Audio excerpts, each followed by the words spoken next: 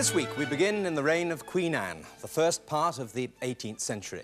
But neither Her Majesty nor the first three Georges who were to follow her added much to the elegance of English society. And elegance was the quality that the polite world prized above all. Anything at all which smacked of excess, whether in decoration, dress or manners, was now considered to be vulgar. And so in furniture, over-ornamentation, especially in carving, was out of date. Now, the reign of Queen Anne ushers in what's often called the golden age of English furniture. It's a cliché, of course, but in this case, the tag is well earned. Now, the favourite timber of the period was walnut. This is the so-called black walnut. It comes from Virginia. This is French walnut from Grenoble, sometimes referred to as red walnut, slightly darker, more luxurious in colour. And this is the native variety, good old English walnut. But in 1709, the whole of Western Europe was devastated by an appalling frost. It killed off many of those French walnut trees, and a few years later, France banned the export of that wood altogether.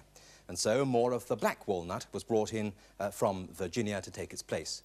But by this time, a new timber was becoming available. And this was it. This is mahogany. It too came from the Americas.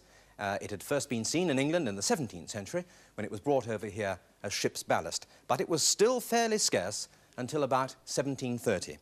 And then in 1733, Sir Robert Walpole abolished the import duty on all timber, and from then on, supplies began to arrive in some quantity.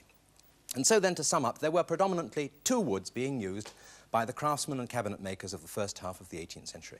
There was walnut and increasingly mahogany as the century progressed. And we'll be seeing a lot of mahogany furniture in next week's programme.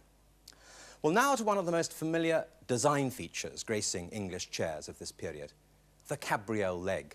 Now very popular, but particularly difficult to bring off successfully. Due to the complexity of its shape, it was impossible just to work to a set of drawings. The hand and eye of the craftsman were all important. And then on top of that, the legs of a chair, or indeed a suite of chairs, had to match each other exactly.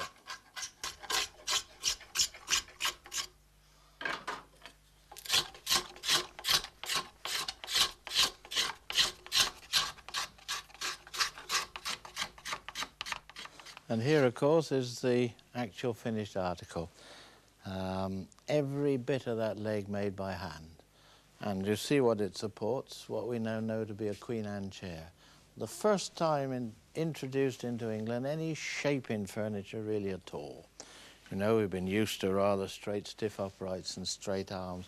Now look at it. Look at all this shape of this business on the front. Shaped, solid, splat. This chair's all in solid walnut, but veneered, cross-grained all round this shaped rail.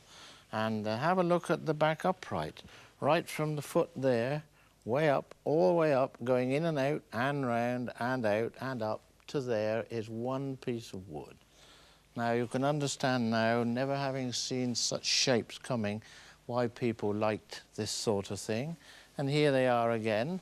And we won't spend much time looking at either chair, but concentrate perhaps on this leg and that leg, because here is a Dutch chair and there is a typical Dutch cabriole leg.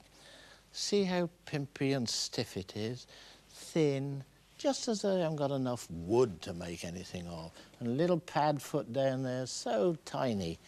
And now look at the English leg by comparison, a complete crib of this, but we've given it life. Look at the shape of this cabriole leg, ignore the carving. See what a lovely shape that is, going down to plenty of wood at the bottom so they can make a nice shaped foot like that. And plenty of wood down here. Look at this cabriole leg here, carved with a shell on the knee. And do you notice right down the bottom, a big ball and claw foot, enough wood to have a ball with a claw coming over it and absolutely clenching it like that. So English. And, of course, on a better bit of furniture, more costly, detailed carving. Nice carved top rail there, again with a bit of shape, but crisply, deeply carved. And, of course, coming around here, such a pretty little, tiny, shaped arm. Look, see? Shepherd's crook, a little bit of support there. All adds up to a nice bit of furniture, and with a little special feature, you see, because there, on the back leg, which you seldom see, cabriole back legs sometimes. Very seldom do you see one carved ball and claw. But there it is, just a little feature of a thing we know as a two-chair back settee. And whilst all that was going on in the staterooms and country houses and fine homes, this was happening in their kitchens. The same ideas were being created in kitchen chairs, Windsor chairs. But at this early stage, say in the first, I suppose you've got to say 50 years of the 18th century, these chairs were produced. Cabriole leg comes on the Windsor chairs. Plain cabriole back leg, a nice feature that. And of course a nice chair here. A simple, nice Gothic type of pierce splat there. The sticks. The rather huge shaped solid saddle seat. Cabriole legs again, plenty of wood, nice shape. And believe me, one of the most comfortable chairs you could sit in today. You want no cushions. They were made for people, and they are most comfortable, and they're absolutely beautiful when they're made in yew tree. This one's in yew, and he's a beauty. And, of course, one must remember not only chairs and tables, but tall boys, bureaus, all sorts of things now being made for the use of this lovely walnut. Now, there's a card table, pretty table. See, nice shape on the corner. Very nice figured wood on the top. Very pretty, that. And a triple top table. Here you see, lined with green baize for playing cards. Lovely feature, this, what they call the cups and wells. Here for the tankards, and there for the guineas. Lord, it must have been a pleasure to have sat at a table like this and lost a pound.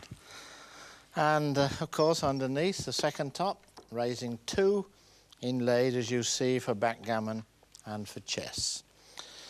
And a nice feature always of these tables, which I love to see, and this one does it. It all happens on this back leg. Because, you see, when that leg's open, if you're not careful, if I let that flap go, that would break off. So the fella cut a little thing like that there, put a little bit of green baize on, absolutely dead flat. And then in the same way, when you bring up the two tops, you let that go down, a little bit of green baize on there, and exactly the same result. Dead flat. See, nice, they even thought about doing things like that in about 1710, 1720. There's a nice little table here, not much to say about it, except Americans like to call these low boys. I prefer to call them what I've always known them as English walnut knee-hole tables.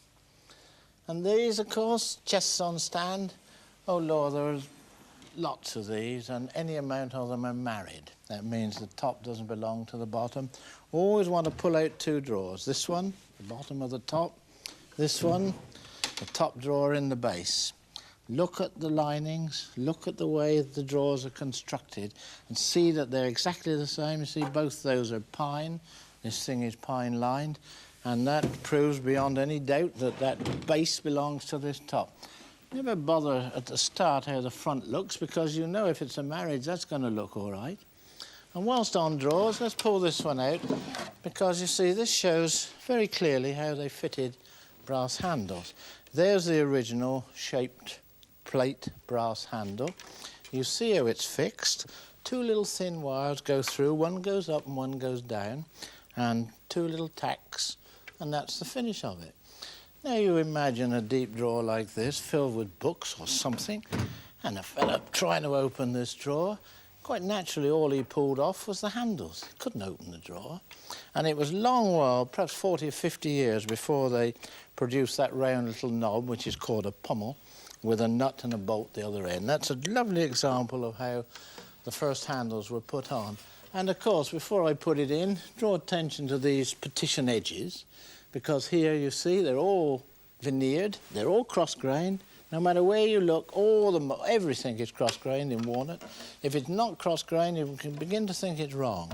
It's as important as that. And of course, these things were made they follow on in mahogany, they follow on in oak.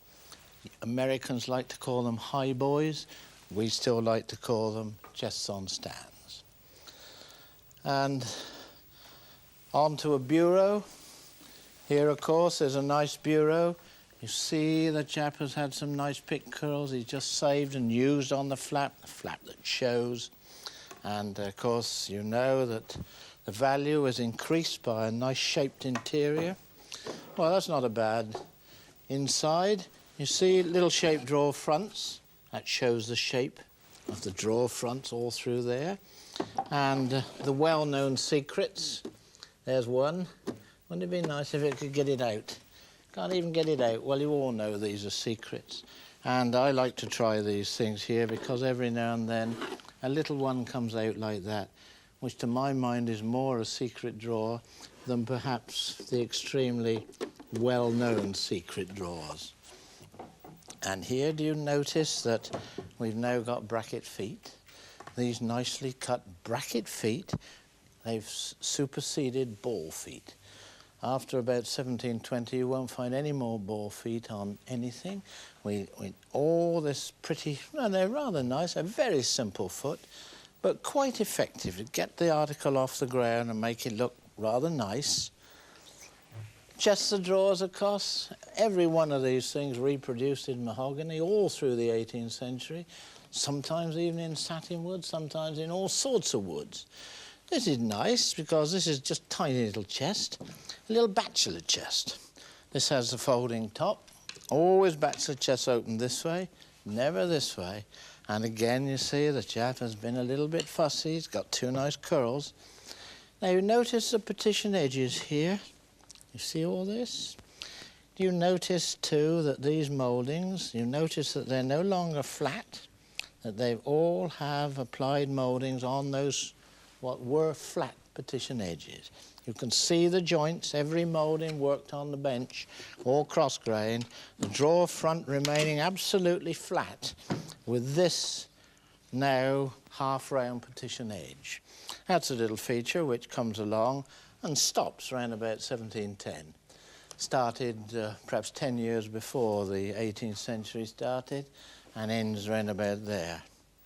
Nice little walnut knee hole. All these pieces of furniture are very nice. You see the front of it, little walnut knee hole, always the same form, a recessed centre cupboard, a surround of 7 drawers.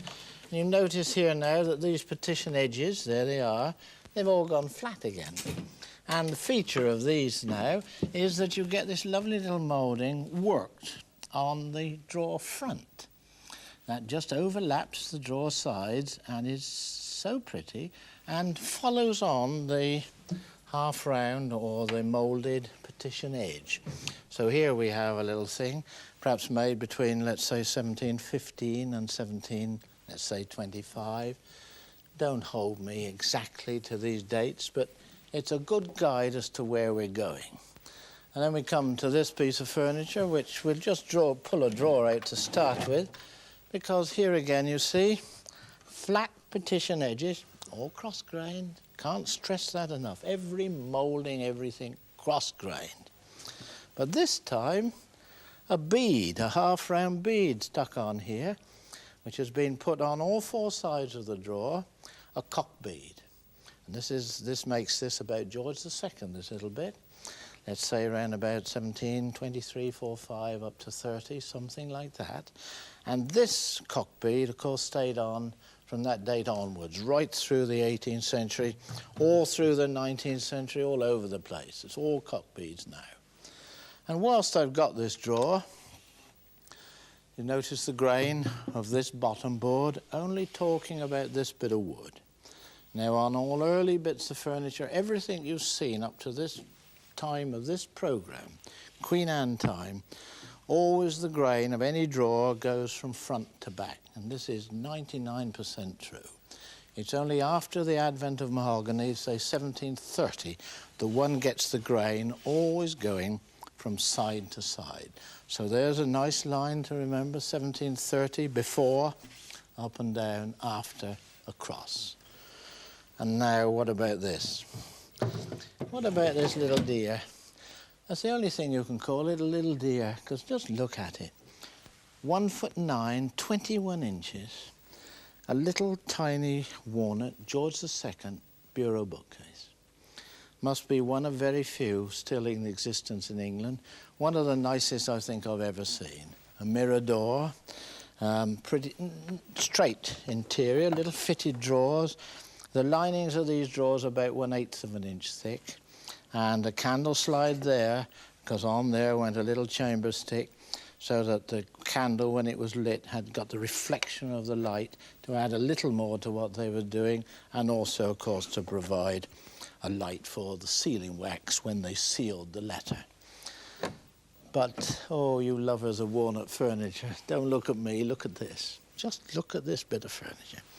Shaped side, a great ovaloo shaped end here, shaped here, and as clean and as pretty a piece as you could find, I think, anywhere in England. Now, this programme will soon end, but believe me, when it's long ended, I'll still be standing here cuddling this, because, believe me, this is absolutely beautiful. The cabinet makers of the period were coming to realise that furniture really ought to be designed to suit the houses in which it would stand. They were influenced more perhaps than ever before by architecture, and architecture itself was now going through something of a revolution. Now, this is Chiswick House, the creation of Richard III, Earl of Burlington, and it's one of the earliest examples in England of the Palladian style. Both the building itself and the state rooms are symmetrically designed and conform to the strict mathematical proportions that were demanded by classical architecture. Now, like many of his class at that time, Lord Burlington had been sent on a tour of the continent to finish his education, to acquire a little polish and to study European art. He'd seen during this time and fallen in love with the work of Andrea Palladio, the 16th century designer who had created the styles of ancient Rome. His classical villas, the counterparts of the villas described by Virgil and Horace, were part of the modern Italian landscape. Lord Burlington determined that they should also become part of the English landscape. In 1715, Palladio's 4 books of architecture were published in English translation. They became really the Bible of the new architectural religion, and they were the guide for the architect Colin Campbell, a friend and protege of Lord Burlington's when he designed Stourhead in Wiltshire in the early 1720s. The evocation of classical settings, complete with temples, exactly suited the taste of the day, and all over the country, patrician families began pulling down their ancestral mansions and putting up new houses in the Palladian manner. But Burlington was not in fact the first Englishman to find inspiration in Palladio's work. A century or so earlier, Inigo Jones had seen and admired it, and in the 1650s had put it to good use in his designs for the rebuilding of Wilton House, also in Wiltshire, and the home of successive Earls of Pembroke. By the time George I was on the throne, Wilton had been developing for almost 1,000 years, and in the 18th century there were to be some more important additions. Arthur has been to look at them. Here's a lovely room, this double cube room, 30 foot high, 30 foot wide, and 60 foot long, designed by Inigo Jones and completed about 1653. Furnished much later, of course, in the first 30, 40 years of the 18th century by one William Kent. He was an extraordinary man. When he was 27 years of age, he went to Italy for 10 years, that is between the years 1709 and 1719. He was an architect, a landscape gardener, an artist, and an interior decorator. In fact, it's believed he was the very first architect ever to design furniture. I suppose those 10 years he spent in Italy influenced him in the rather bold Italian Baroque designs he introduced into his furniture. He became Lord Burlington's friend and protege, and always produced furniture on a grand scale for the Whig aristocracy, the ruling class at that time. So when we come to look at Kent furniture, we expect to find bold architectural designs, mastheads, in fact everything on the grand scale. Now, what do you think this is?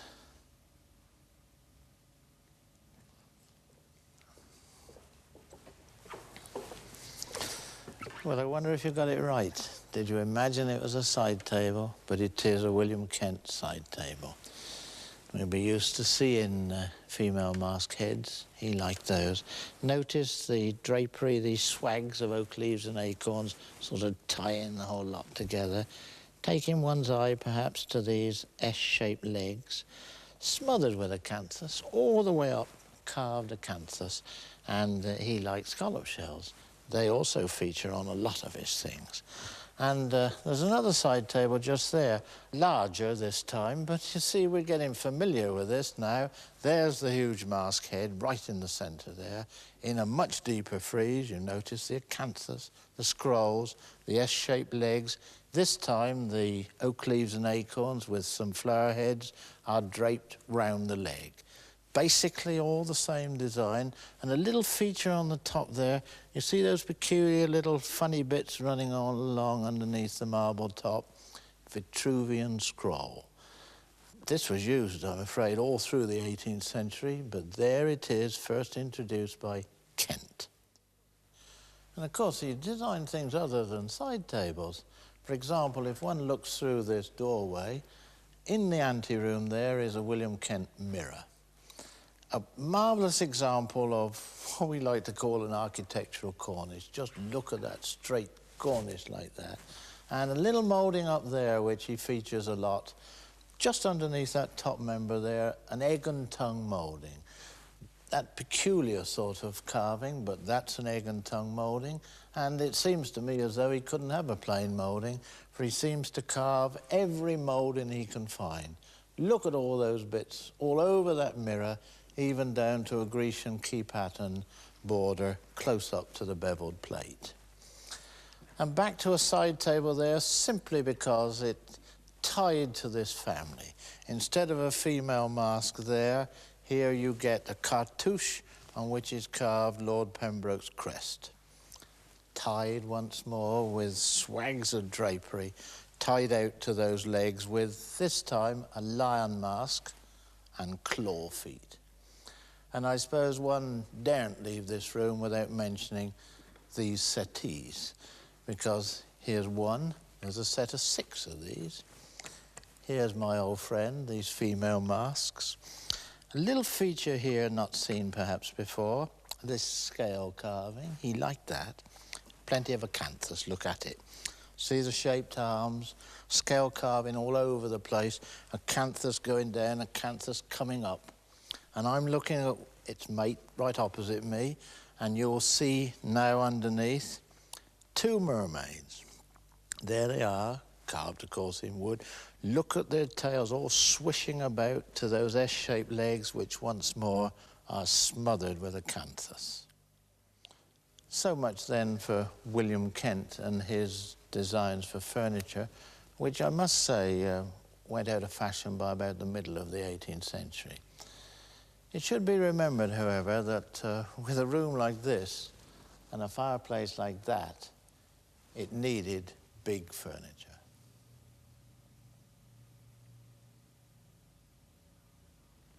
So now we've reached the middle of the 18th century and mahogany is firmly established. Next week in our programme, we'll be looking at the work of a man who's been described as the high priest of mahogany and who realised the enormous commercial potential of the expanding middle-class market. The most famous name in English furniture, Thomas Chippendale. Until then, goodbye.